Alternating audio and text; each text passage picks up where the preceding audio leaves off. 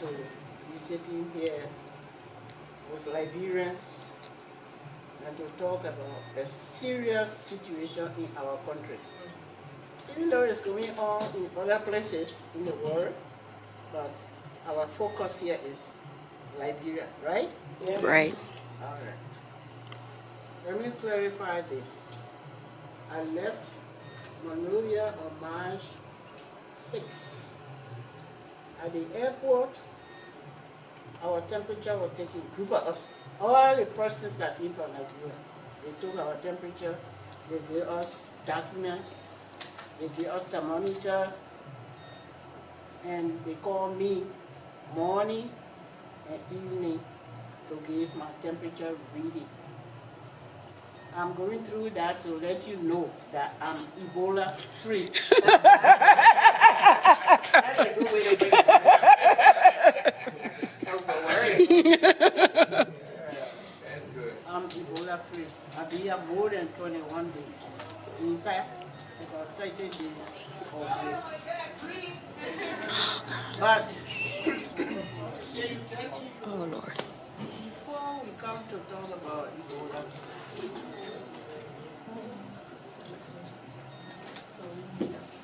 I'm sorry. I'm sorry.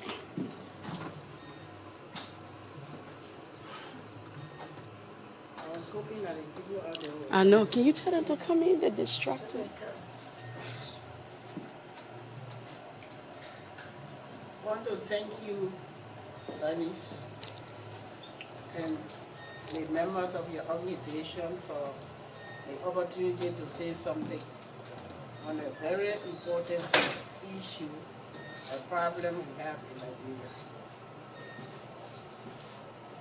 Since 2006, I have been in Liberia and involved in the situation there because of positions I held. I was here in Philadelphia. I was called to go and sit on the Supreme Court bench, and I went. And I served there for 5.5 years and retired because I have reached the age of retirement from the court. It is only the Supreme Court that has time limitation. You can be 80, 90, whatever. You can be a senator or even president. But according to the Constitution, if you are on the Supreme Court bench or you are a judge, you should retire at age 70. So when I reached that age, I retired. But my contribution to Liberia didn't stop there. I was called on to sit as a commissioner on the Anti-Corruption Commission. I stayed there 1.5 years, then I was sent to Human Rights. I have held positions in my life, but the one I truly have passion for is where I am right now, the Human Rights Commission, because I'm a human rights person. I believe in justice for all. I believe in respect for all, regardless of anybody's status in life. I think we all deserve to be respected because we are God's children. We all are equal before Him. So on earth, we should respect other people. If you are rich and somebody is poor, and you are not the one taking care of them, even if you are taking care of them, you should give them some respect because they belong to the human race. So I like this job very much. The Human Rights Commission. I just took over, but we are managing. Now the issue of rape falls right in there. Violation of human rights. When a man grabs a woman against her will and make his will or have his will with her, it's a violation of that woman's right to say yes or no. It's a violation of that child's life to introduce them to something they didn't even know existed. And so Liberia, in addition to all the problems we have, rape has become a very serious problem. Even when we try to ignore it, it pops up someplace. Even we try to prosecute it, it pops up somewhere. In recent times, some grandfathers decided that their victims would be grandchildren. Sure. Because if a man is 45 years old and he decides to have his way with a 12-year-old child, that grandpa and grandchild, right? Because 45 years old man can have a grandchild, yes, 12 years old. Look at this baby here.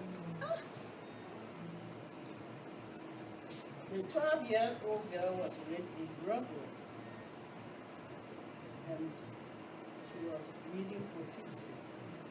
They tried to reach her to some hospital, but somewhere along the way, the police stopped the car.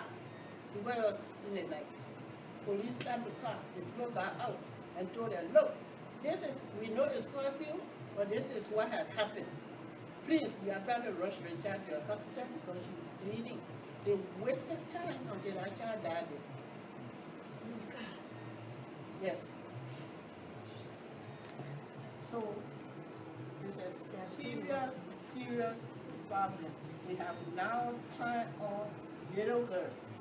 That 12-year-old was not the first 12-year-old. There was a 12-year-old before that. In fact, last year you heard in 2014, 10 little children died because of rape. Even one child died from a situation like that. It's one too many. Because it shouldn't happen. I am wondering whether it is something these men are taking, maybe drugs or alcohol or what. But rape is a serious problem in Liberia. So I am happy to see her and the rest of you here interested in the subject, because wherever you are, whether you are in Monrovia or you are in Germany or in the United States, you are a Liberian problems should claim your attention. Like she said, the group should be bigger than this. But I'm comfortable with this group because, like she said, one person can make a difference. There are many examples in the world. One person, sometimes two, start something and it grows. The tragedy is when you all live here and you don't do anything about it, you just go and sit down. So what you can do about it is, when they have started, you sat down here on Lappa, you took photos, you just go keep them in home album.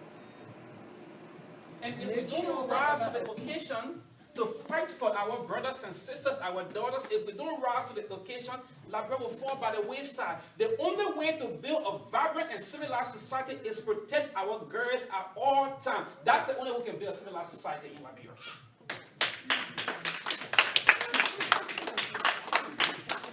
It is unacceptable.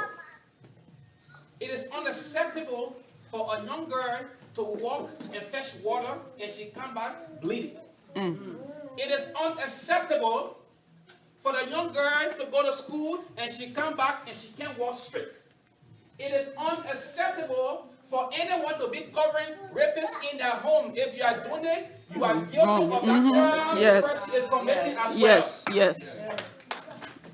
No, this is not about protecting your uncle at the expense of destroying another person's future. Thank you for this. This is what you're doing. But on a serious note, we face a crisis in our country. We face a big issue in our country today, the issue of rape.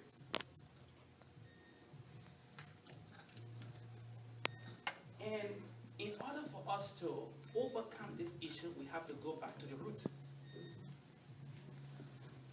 When I was called to come here and serve as one of the speakers, what I did was I didn't write anything. Because I understand the topic at hand is a sensitive issue. It's important to every one of us. And I will tell you something today that I have only told 2 persons in my life.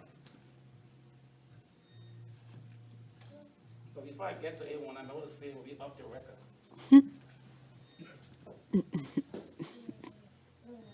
Yeah, and I want you to put the camera up for a minute. Oh, Every little okay. thing, let me say the country, it has a mark. It might be, you see, a movement never starts with millions of people. It starts with small people who believe in that movement. Spread Your Lappa campaign is very important because it's sharing light on the epidemic taking place in our country today. So to Bernice and your team, Tracy D, you all look beautiful. Yeah, thank you for the hard work. So let me begin by giving my contribution. I'll give you an example. I was at work, my niece called me. She was crying. Say a student raped her 13-year-old daughter. I will call the police. I will call. I said, hold on, don't call the police. Wait for me, I'm coming. I went home. I called her and her daughter. I said, all right. Why you say somebody did to you was a violation of your right.